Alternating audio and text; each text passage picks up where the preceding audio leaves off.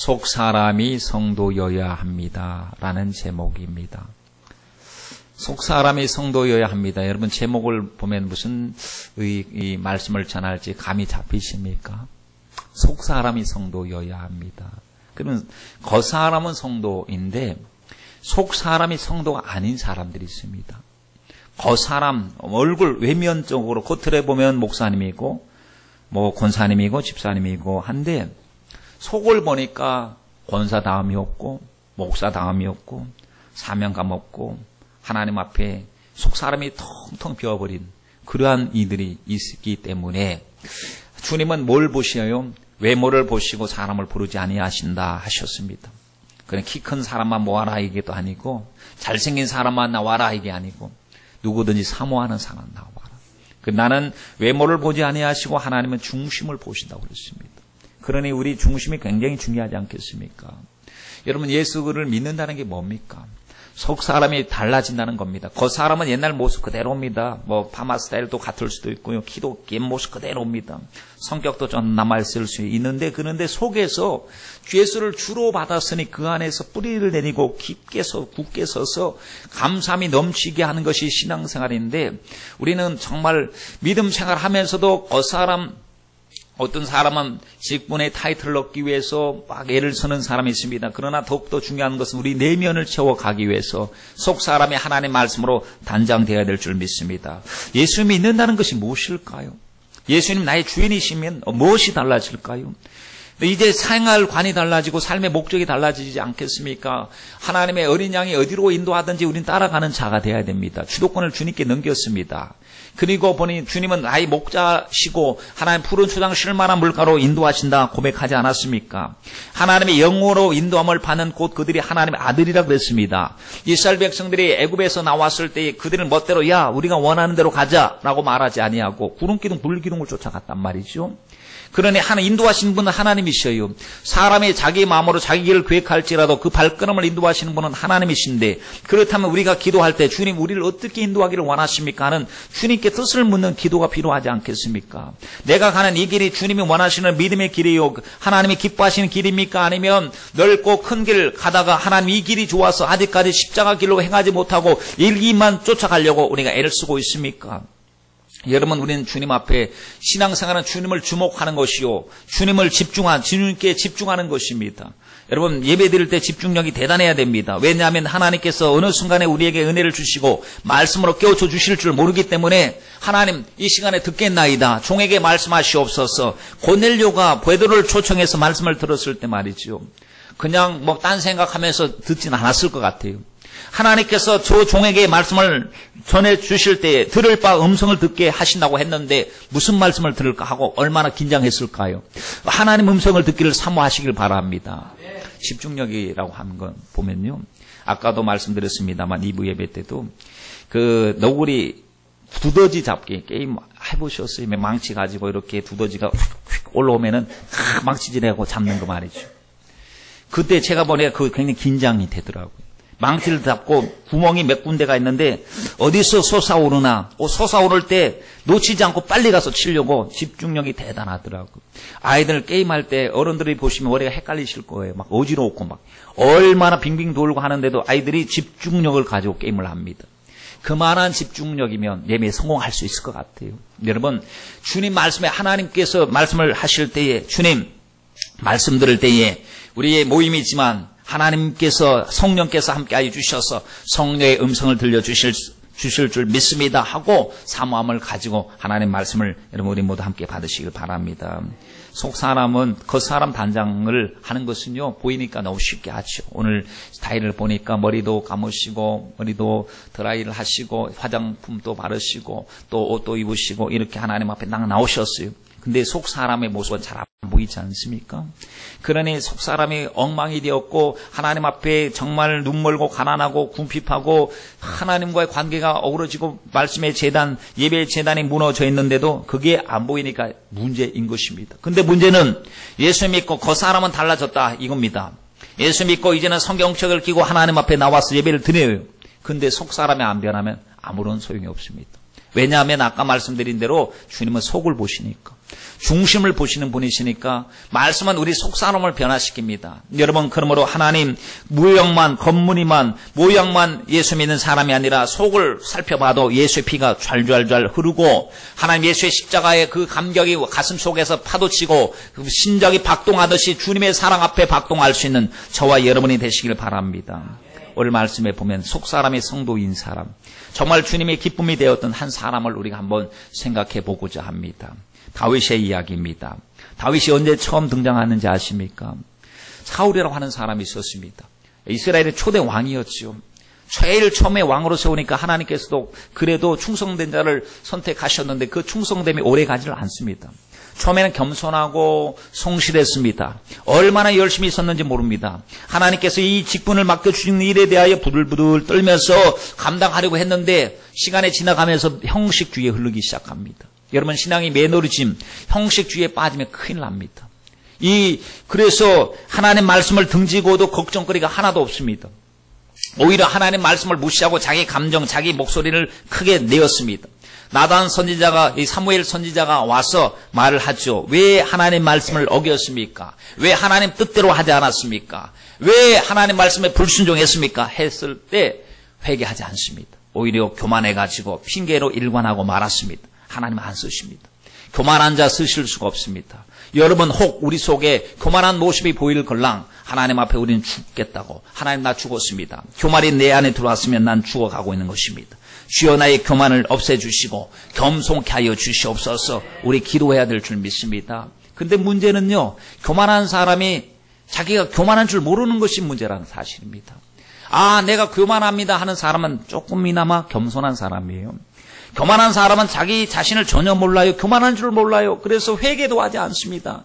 근데 언제 교만함이 보이느냐? 기도하면, 예배를 진짜 잘 드리고 하나님 앞에 찬양하고 성령의 감동을 받을 때는요, 내가 교만했구나라는 사실을 알 수가 있습니다. 우리가 아까 이 찬양을 드렸습니다만, 주님을 몰랐을 때는, 영적인 눈이 어두웠을 때는 자유하게 죄를 짓습니다. 큰 길로 갑니다. 그런데 주님 앞에 눈을 열어서 주님의 영광을 보고 나를 보는 순간에 내가 죄인임을 알게 되지요. 어찌할꼬 이 내 죄를. 옛날에는 죄의식이 없었습니다. 하나님 앞에 핑계를 일관했습니다. 그런데 주님께서 나의 눈을 열어서 보여주실 때 어찌할꼬 이 내 죄를 어찌다 용서를 받을까 하고 하나님 앞에 참회하고 눈물을 흘려가면서 자신의 가슴을 찢고 회개하게 될 줄 믿습니다. 하나님, 기도할 때마다 말씀드릴 때마다 하나님 교만하지 않게 하시고 겸손하게 하여 주시옵소서. 더 이상 안 쓰시겠대요. 교만한 사울을 버렸대요. 그러니 차기의 왕, 2대 왕을 하나님께서 선택하시기 위해서 사무엘 선지자에게 말씀을 하셨습니다. 내가 사울은 버렸다. 더 이상 안 쓰겠다는, 아직까지 왕이지만 안 쓰겠다는 거예요. 그대로 그냥 그 직책 그대로 기계적으로 왕 노릇은 할지 몰라도 하나님의 감동이 없이, 성령의 감동 없이 지금 일을 하는 것입니다. 그런데 이새의 집에 가면 그 아들 중에 하나를 내가 선택했으니 그를 만나서 그에게 기름을 부어라. 사울 눈치가 보이잖아요. 아마도 그렇게 하고 난 다음에 사울이 이 군사들을 풀어서 사무엘 어디로 돌아다니는지 다 행동을, 거진을 다 보고해라고 했을는지도 몰라요. 지금 오히려 이제 주의 종과 이제 아주 갈등 관계가 된 것입니다. 이러한 관계 속에서 사무엘이 공개적으로 와서 이 2대 왕을 뽑을 수는 없잖아요. 사울이 이새의 집에 있는 가족들을 제사의 명목하에서 초청을 하여서 같이 이제 손을 보게 되는데, 그 중에 아들들이, 아주 늠름한 아들들이 다 사무엘 앞에 섰습니다. 사무엘이 딱 보니까, 첫째 아들을 보니까 엘리야베라고 하는 아들이, 준수하구나. 사울만큼 되는구나. 견줄 수 있겠구나. 하나님 정말 지혜로우신 분이시오. 정말 저에게 기름을 부어야 되겠다 생각하고 있는 차에 하나님의 음성이 들려왔지요. 저가 아니래요. 저가 아니래. 너는 외모를 보냐? 난 중심을 본대. 저가 아니라는 거예요. 그래서 얼마나 놀랐는지 몰라요. 첫째가 지나가고 둘째가 지나가고 셋째가 지나가도 하나님 감동이 없습니다. 하나님 말씀하지 아니하셨습니다. 그런데 다 지나가는데도 하나님께서 아무런 말씀을 하지 않습니다. 희한하죠. 분명히 이세 아들 중에서 하나님이 선택하신 왕의 후보감이 있다고 했는데 하나님 말씀을 하지 아니하시니 사무엘이 긴장이 됩니다. 식은땀이 막 흘러내리기 시작합니다. 그때 묻습니다. 당신의 아들들이 다 왔습니까? 분명히 다 왔습니까? 했을 때에 아니요. 내 막내가 형들을 대신해서 저 들판에서 양을 치고 있습니다. 막내는 아주 어린아이입니다. 이 아이들은 크지만 그 아이는 막내라기 때문에 등치도 작고요. 미련하기도 하고 지혜도 없고요. 경험도 부족하고요. 어린아이래요. 그를 데려오라고 그랬어요. 그를. 사람이 봤을 때는 절대 아니었습니다. 근데 그를 데려오라. 그가 이제 이 형이 가서 체인지하고 대신 아무 영문 없이 끌려오는 것입니다. 아니 형님들을 맞선 보러 갔는데 어찌하여 나를 끌고 가는지 몰라요. 너 빨리 데려오래 해서 가는데 그 문 앞에 딱 서는 순간에 하나님이 그에게 딱 말씀을 하시는 이다. 이에게 기름을 부어라.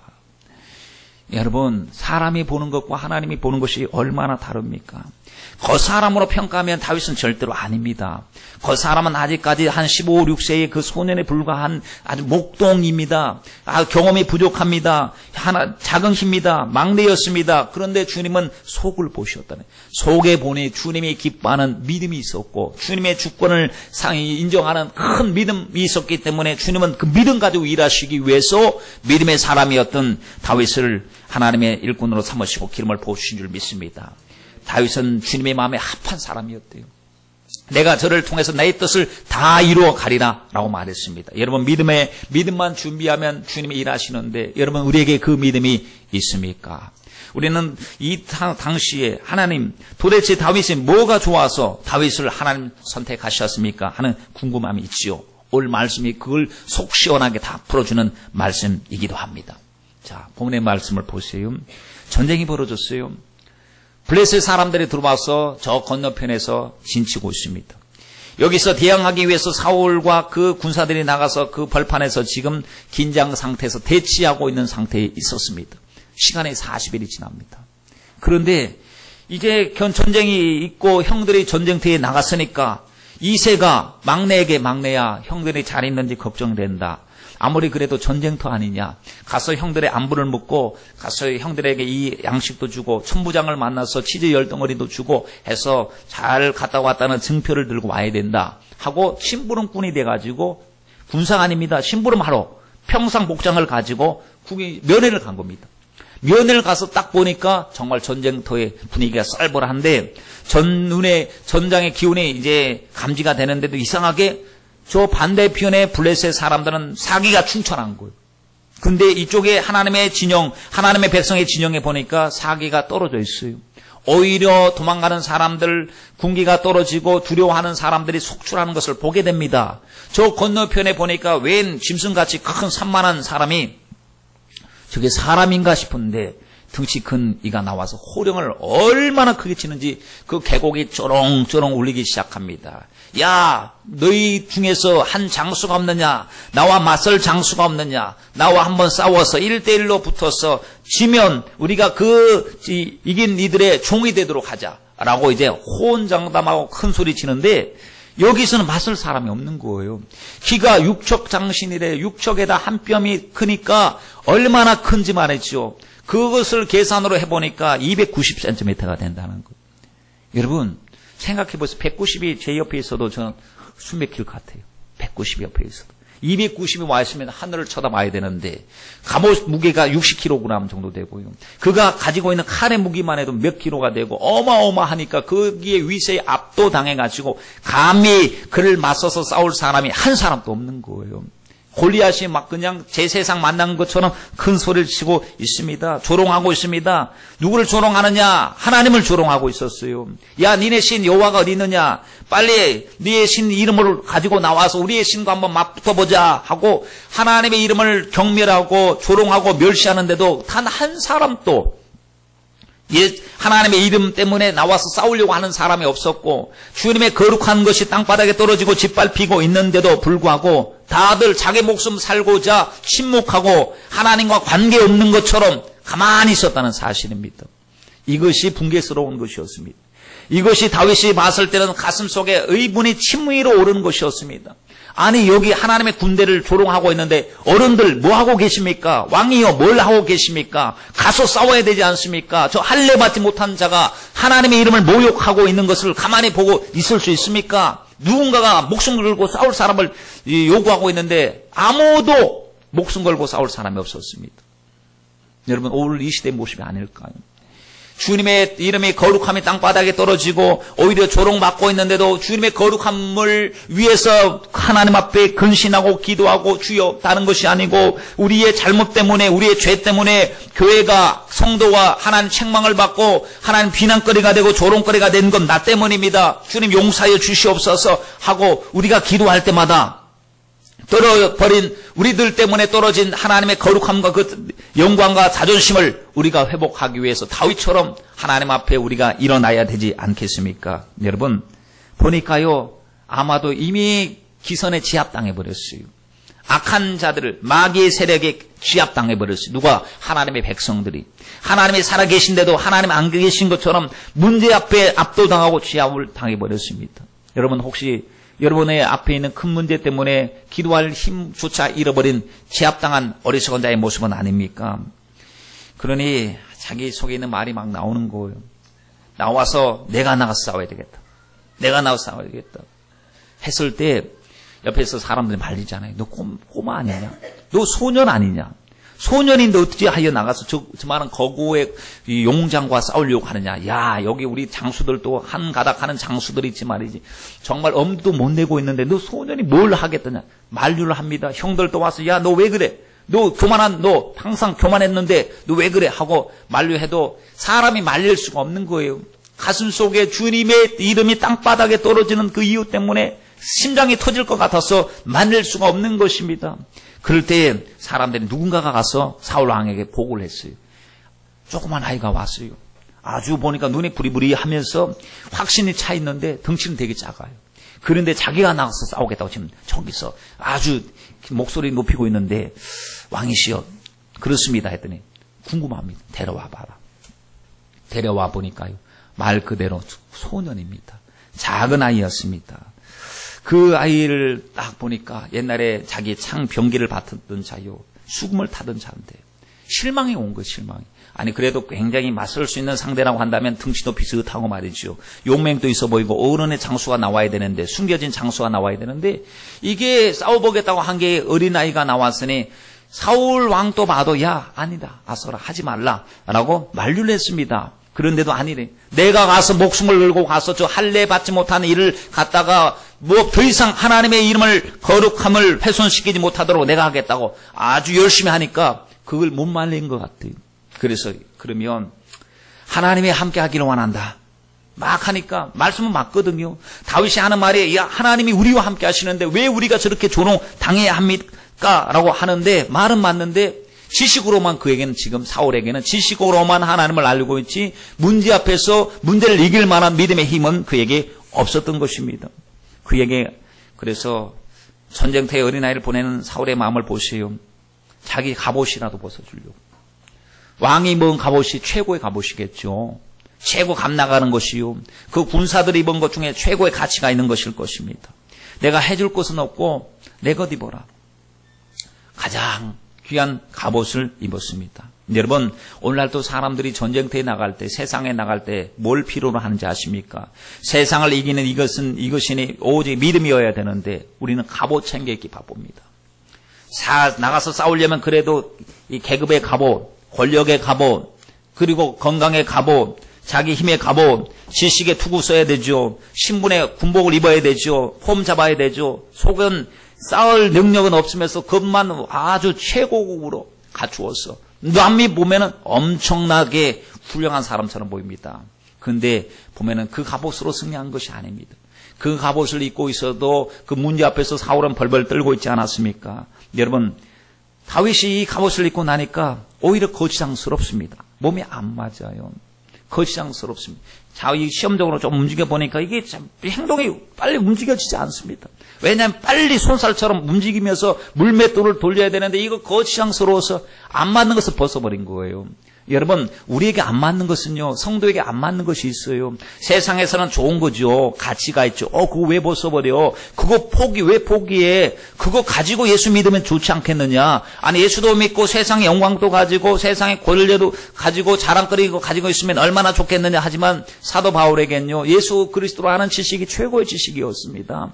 하나님이 기뻐하지 않는 것은요, 분토처럼 내버렸습니다. 배설물처럼 내버렸다고 했습니다. 여러분, 은혜 받고 나면 좋은 것과 나쁜 것이 구별이 되기 시작합니다. 아무리 세상적으로 좋은 갑옷이 있고 좋은 가치가 있다 하더라도요, 그 모든 우상 숭배, 하나님이 기뻐하지 않는 것은 다 청산하고 우리는 오직 그리스도 예수로 옷 입는 하나님의 백성들이 되어야 될 줄 믿습니다. 버리는 것도 용기거든요. 버리는 것도 믿음이 있어야 버리죠. 얻는 것도 믿음으로 얻지만 버리는 것도, 여러분, 자기를 버리는 거, 나를 내려놓는 거, 나 자존심 내려놓는 거, 이거 용기입니다.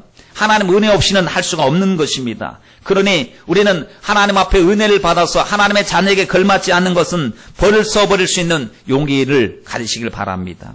40절에 보니까 다윗은 시내가로 내려가서 매끄러운 돌 5개를 고르게 됩니다. 저기는 큰 갑옷, 창, 칼, 단창을 딱 준비했는데 그냥 평상시에 매끄러운 돌을 5개를 준비하고 나왔습니다. 그래서 여러분 마음속에 한번 상상해 보세요. 저 건너편에는 육척장신의 어마어마한 6규빗 한 뺨이라고 그랬습니다. 그러니 어마어마한 큰 이 장수가 서 있고 갑옷으로 무장해 있습니다. 여기는 어린아이, 초라하는 어린아이가 진짜 평상복을 가지고 칼도 하나, 막대기 하나 들고 돌멩이 들고 딱 서 있습니다. 반대편에서 봐도 또 이쪽 편에서 봐도 참 희한한 일입니다. 사울왕이 얼마나 불안했을까요? 그 길을 지켜보는 형들과 같은 동족들이 얼마나 불안했을까요? 그 골리앗이 봤을 때 참 기가 막힙니다. 자기가 개도 아닌데 막대기 들고 나온 거거든요. 그래서 하는 말이, 야, 네가 나를 어떻게 여기길래, 아니 개라고 취급하고 막대기 들고 나왔느냐, 내가 내 목숨을 끊어버려서 들짐승과 새들에게 먹잇감으로 주겠다라고 저주하고 자기 신으로 막 저주합니다. 그럴 때 웬만한 사람 같으면 주눅 들 수도 있는데 주눅 전혀 안 듭니다. 오히려 뒤에서 보는 사람은 주눅 들어서 큰일 났네, 저거 이제 죽게 생겼네 하고 걱정하는 반에 다윗은 담대했대요. 다윗은 주님께서 함께 하신다, 나와 함께 하신다는 믿음으로 속사람이 꽉 차 있었습니다. 여러분, 그래서 45절 말씀해 보세요. 너는 칼과 창과 단창으로 내게 오거니와 나는 만군의 여호와의 이름 곧 내가 모욕하는 이스라엘 군대의 하나님의 이름으로 내게 가노라 라고 말했습니다. 여러분, 싸움이 어떻게 끝났죠? 다윗의 한판성으로 끝났습니다. 시간도 오래 가지 않았습니다. 깨끗한 한판성으로 끝나고 말았던 것이죠. 여러분, 오늘 우리가 이 시대를 살아가면서 앞길을 가로막는 현대판 골리앗들이 나타났습니다. 경제의 골리앗, 물질의 골리앗, 건강의 골리앗, 그러한 것들. 그래서 그 골리앗 앞에만 서면 우리는 작아집니다. 믿음 있다라고 말을 하면서 건강의 골리앗이 와가지고 우리를 딱 질병으로 고통스럽게 만들 때 우리가 절망하고 꼭 하나님 안 계신 것처럼 주눅 들어서 포기하고 도망치려고 할 때가 얼마나 많았습니까? 오늘 이 말씀을 통해서 주님이 하시고자 하는 말씀이 무엇입니까? 속 사람이 너는 차 있느냐? 넌 다윗과 같이, 다윗은 내 마음속에 합한 사람이었는데 속을 보니까 주님은 속을 보신다고 그랬어요. 온 땅을 두루 감찰하여 자기를 향하여 전심으로 찾는 그 속이 차 있는 믿음의 사람을 찾는다고 했는데, 그 사람을 찾을 때 우리가 바로 그 당사자가 되어야 하는데, 여러분 그 준비를 지금 하고 있느냐 우리에게 묻고 있습니다. 다윗을 보세요. 성정이 똑같아요. 어린아이였습니다. 우리보다 실수도 많이 했으면 많이 했지 적게도 하지 않았을 것 같아요. 성미 급하죠. 간음죄를 지었죠. 그에게 많은 능력이 나타났다는 그런 기록은 별로 없습니다. 모세는 홍해를 갈랐지만 홍해도 갈라지 않았고, 엘리야는 불을 내려서 제단을 사루었지만 그런 능력도 없었습니다. 그에게는 단지 마음속에 하나님 사랑하는 마음이 있었고 예배하는 마음이 있었습니다. 그는 파란만장한 시험과 많은 유혹을 경험한 사람이었습니다. 그가 다른 게 무엇입니까? 그 다른 것이 있었습니다. 그 속을 보니 주님이 인정할 만한 믿음이 있었다는 거예요. 여러분, 우리도 주님께서 우리에게 다른 것 보는 것이 아니고 하나님이 우리 안에서 그 믿음을 발견하셔야 될 줄 믿습니다. 믿음이 무엇입니까? 하나님은 하신다. 하나님 나의 목자 되신다. 천만인이 나를 둘러친칠지라도 나는 두려워하지 아니할 것이다. 어떤 문제도 하나님보다 크지 않다. 하나님이 더 크시다. 골리앗보다도 하나님이 더 크시다. 하나님의 이름으로 골리앗은 넘어뜨릴 수 있다 하는 믿음. 내게 능력 주신 자 안에서 나는 다 할 수 있다. 나는 못해요. 힘이 없어요. 지식도 없어요. 그러나 성령의 능력으로 할 수 있다고 외치는 믿음의 사람. 이 믿음의 사람이 오늘 다윗과 같은 사람인 줄 믿습니다. 여러분, 다윗은 삶 속에서 하나님을 경험합니다. 여러분 삶 속에서 하나님 경험하고 있습니까? 맛을 보고 있습니까? 위대하신 하나님을 만났습니다. 여러분 말씀을 보세요. 사무엘상 17장 34절로 35절 말씀에 사울에게 하는 말입니다. 다윗이 사울에게 고하되 주의 종이 아비의 양을 지킬 때에, 옛날 얘기입니다. 옛날에 말이죠. 옛날에 그런 일을 할 때에 사자나 곰이 와서 양떼에서 새끼를 움키면 내가 따라가서 그것을 치고 그 입에서 새끼를 건져내었고 그것이 일어나 나를 해하고자 하면 내가 그 수염을 잡고 그것을 쳐 죽였었나이다 라고 했습니다. 자기 자랑하는 게 아닙니다. 옛날에 내가 그렇게 했다고 얘기하는 게 아니에요. 과거에 하나님을 만난 경험이 있다는 거예요. 하나님이 나를 통해서 일하신 경험이 있다는 거예요. 그러한 사자나 곰이 여러분 보통 대적이 아닙니다. 둥씨가 얼마나 합니까? 자기 힘으로 할 수 없어요. 그런데 그 일도 하나님의 이름으로 했는데 하나님이 하게 하셨는데 그 하나님이 죽은 하나님이 아니고 하나님 과거의 하나님이 아니고 여기 지금 현재 나와 함께 동행하시는 임마누엘 하나님이심을 그는 고백을 하고 있습니다. 왕이시여 옛날에 하나님이 나에게 엄청난 은혜를 주시고 기도 응답을 주셨습니다. 나는 이것을 믿습니다. 그분은 하나님 예베네셀의 하나님 지금까지 도와주셨던 하나님이지만 지금 또 여전히 그분은 살아계셔서 말씀으로 역사하신 하나님이신 줄 믿습니다. 여러분 이 믿음의 고백이 우리의 고백이 되기를 간절히 바랍니다.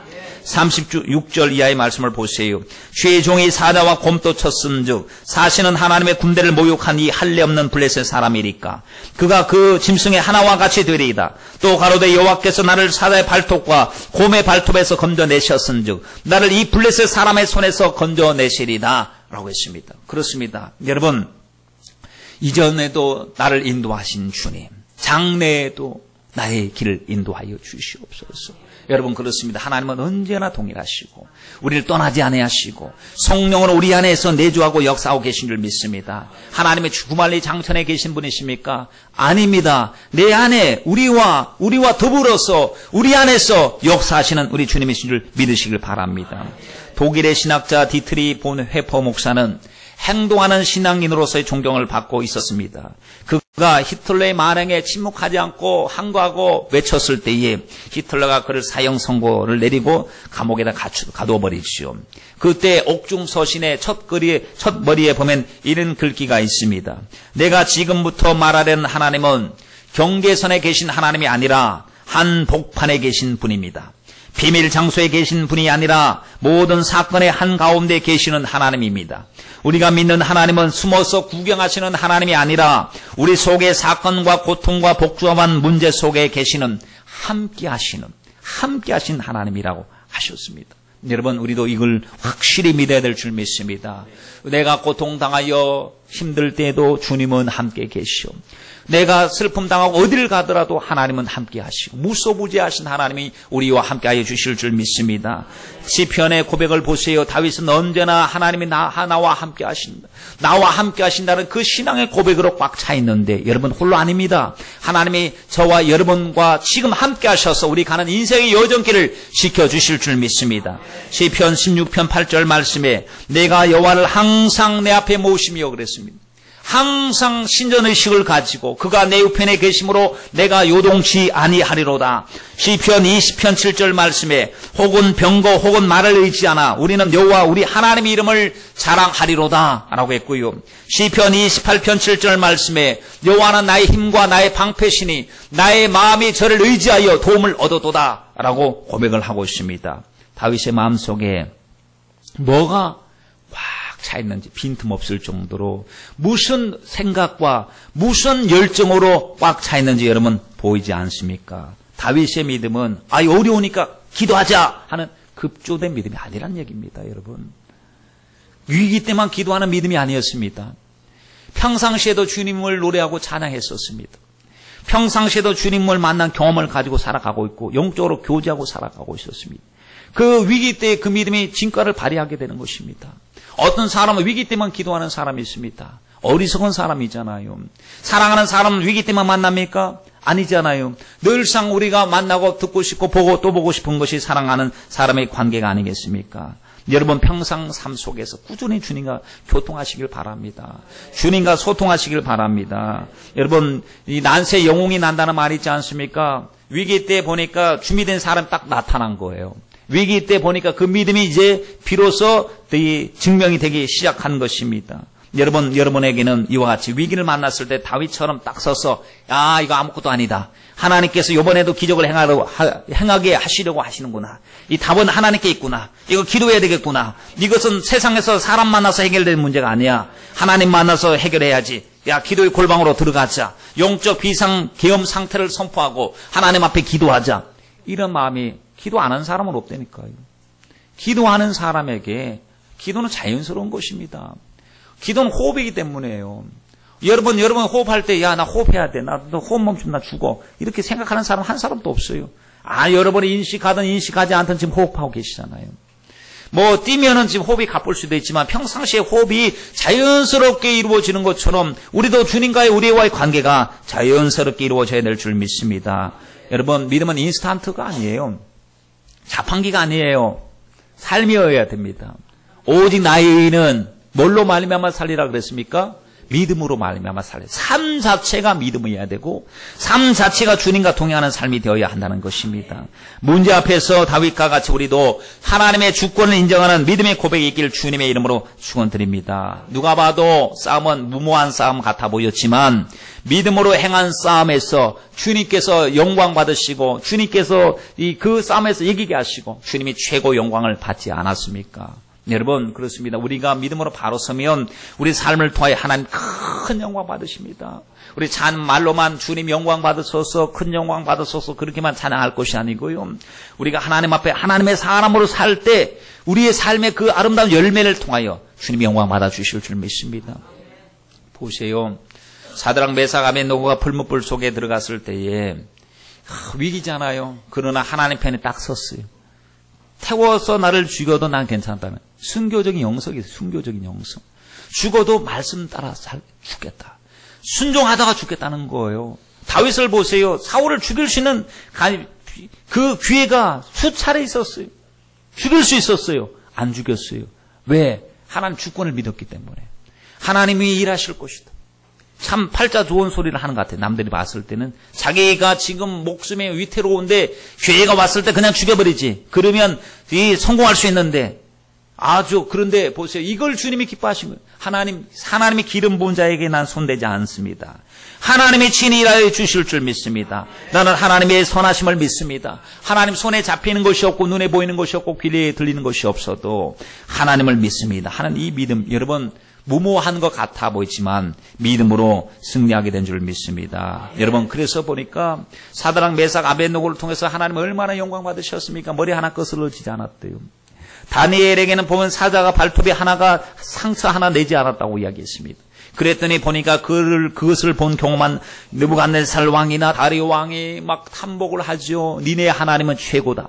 니네 하나님께 영광을 돌려라. 열방들에게 그 모든 족속들에게 조서를 내렸어. 다니엘이 믿는 하나님은 거룩하신 분이시오. 온전하신 분이시오. 찬양받기에 합당하신 하나님이라고 영광받게 되었으니 여러분 얼마나 이 모습이 감격스러운 모습입니까?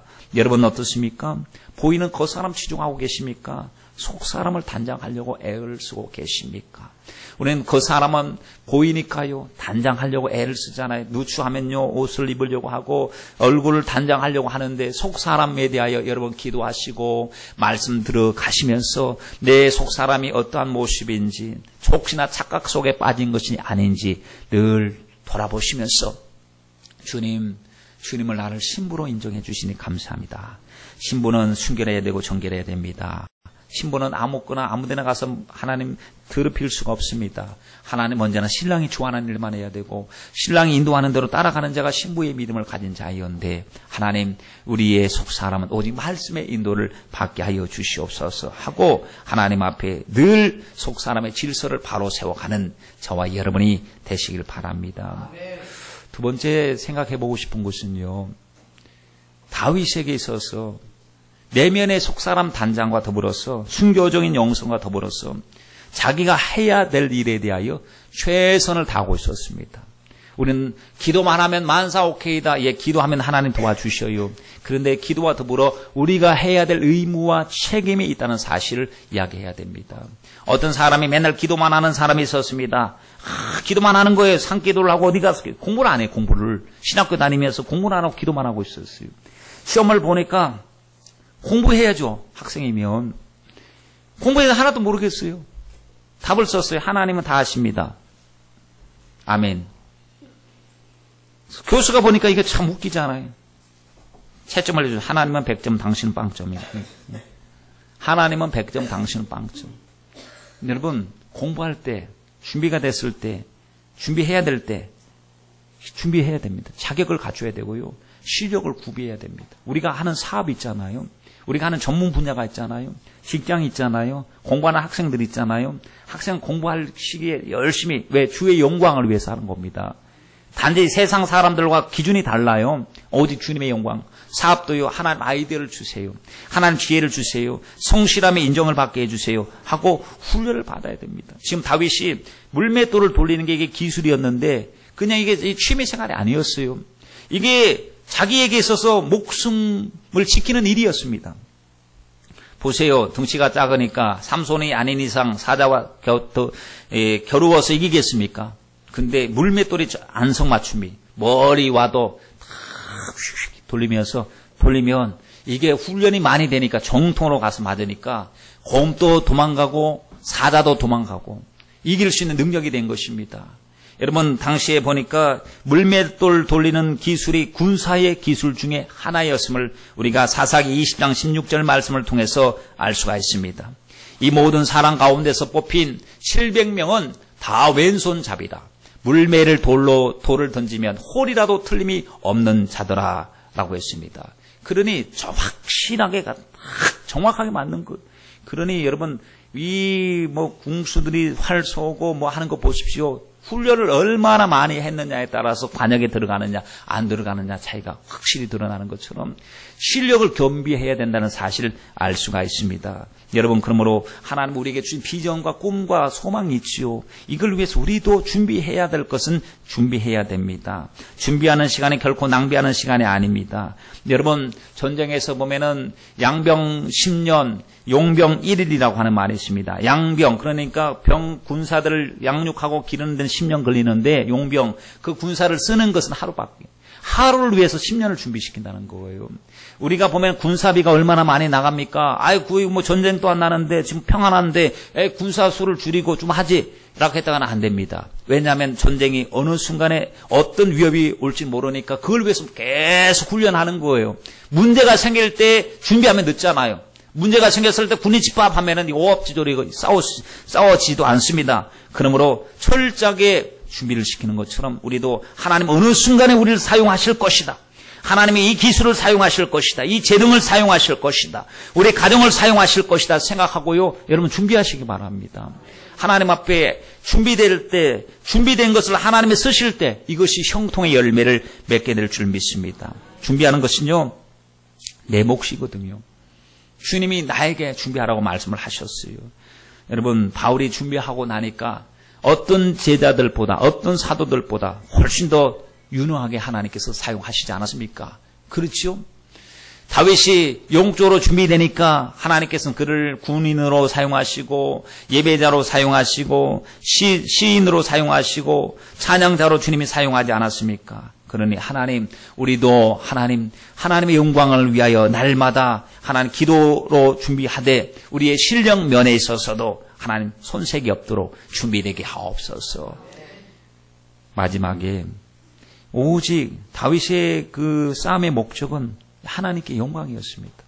야 내가 평상시에 얼마나 잘 준비했는지 내 실력 좀 볼래? 이게 아니었단 말이죠. 위험한 싸움이었습니다만 주의 영광을 위해서 싸운 거예요. 목숨을 걸 때 주의 영광을 위해서. 그래서 싸움의 목적을 분명히 말씀하고 있지요. 먼저 이사야서 43장 7절 말씀에 보니까 무릇 내 이름으로 일컫는 자 곧 내가 내 영광을 위하여 창조한 자를 오게 하라. 그들을 내가 지었고 내가 만들었다. 주님의 영광을 위해서 우리 존재하죠. 고린도 전서 10장 31절 말씀에 먹든지 마시든지 무엇을 하든지 뭘 하라고 하나님의 영광을 위해서 하라 그랬습니다. 그렇죠. 하나님의 영광을 위해서. 근데 보니까 이 다윗이 문제 앞에 섰을 때 46절로 47절 말씀을 보세요. 뭐라고 이야기하느냐 하면 간단합니다. 알게 해주겠다는 거예요. 알게 해주겠다는 것.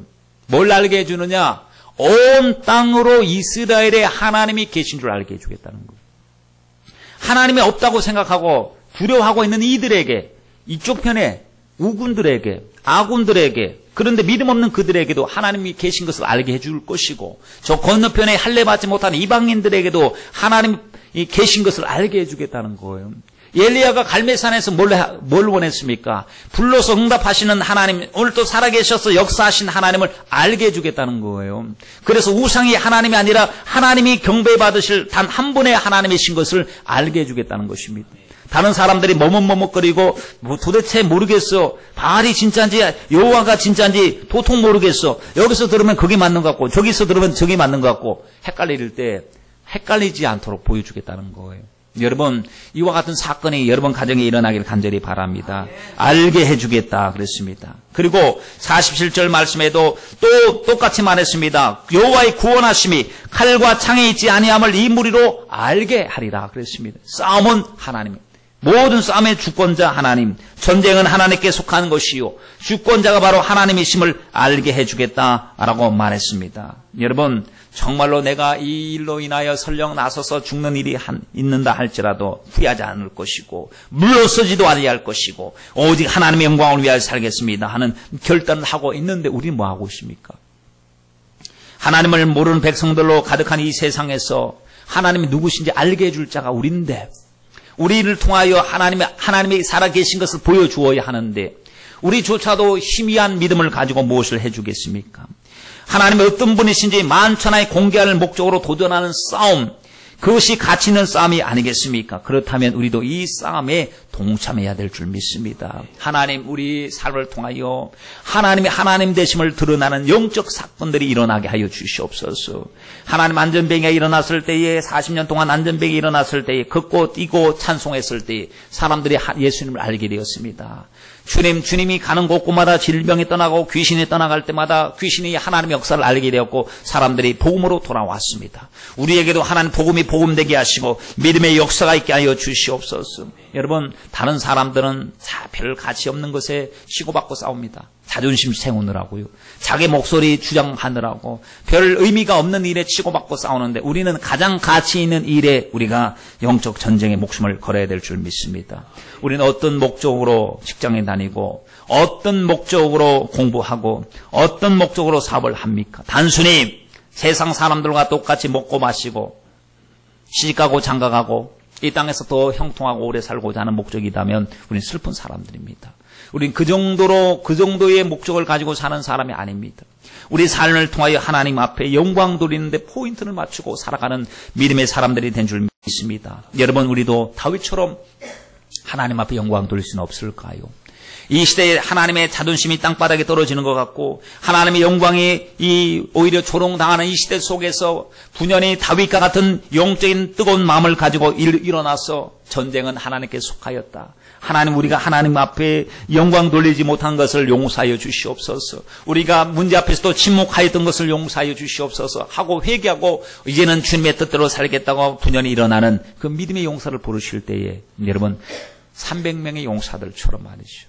겉으로 보면은 별 모양이 없어도 주님이 그들을 붙드시고 일하지 않았습니까? 여러분, 다윗이 가지고 있는 것은 별것 없었습니다. 우리가 가지고 있는 것도 별것 없습니다. 다윗은 무슨 갑옷으로 무장한 것도 아닙니다. 그리고 남들처럼 키가 큰 것도 아니고 혼칠한 것도 아니고 남들에게 흠모할 만한 뭔가가 있었던 것도 아닙니다. 남들이 봤을 때 우스워서 야, 너 나가지 마, 넌 나가도 안 돼 라고 하는 그러한 자격자가 되지 못한다고 하는 그런 소리까지 들었던 다윗이었습니다. 그런데 작은 준비된 것이 주님의 손에 딱 들려졌을 때에 자기가 던지는 것이 아니고 하나님의 이름으로 시행하고 하나님의 이름으로 전쟁으로 나갔을 때 하나님 그 자존심을 지켜주셨다는 거예요. 내가 하나님의 이름으로 가노라. 전쟁은 여호와께 속한 것이니 칼과 창과 단창이 있지 않다. 하나님의 이름으로 가노라. 오직 주의 영광을 위하여 살고자 여러분 우리 올인할 때 주님은 그 영광에 걸맞는 아름다운 기적으로 역사로 이루어 주셔서 우리 주님께 영광 올려드리게 될 줄 믿습니다. 내 힘 갖고는 안 되죠. 내 힘만 의지할 때는 피할 수밖에 없으나 날 대신하여 장수가 나와서 싸우니 곧 예수 그리스도시라. 여러분, 주님이 앞장서서 우리의 싸움을 싸워주실 줄 믿습니다. 여러분, 어떤 골리앗을 지금 만나고 있습니까? 여러분, 가정에 와서 떡하니 버티고 서서 우리로 하여금 위축되고 주눅들게 만들고 분명히 하나님의 백성들인데 그 문제 앞에서 주눅당하고 있는 그와 같은 무시무시한 질병의 골리앗, 물질의 골리앗, 어떤 골리앗이 여러분을 질식시키려고 지금 여러분을 공격하고 있습니까? 이 모든 문제도 넉넉히 이길 수 있다 하는 믿음을 가지시고 기도를 회복하시고 주님의 주권을 인정하심으로 역사가 일어나기를 간절히 바랍니다. 기도드리겠습니다.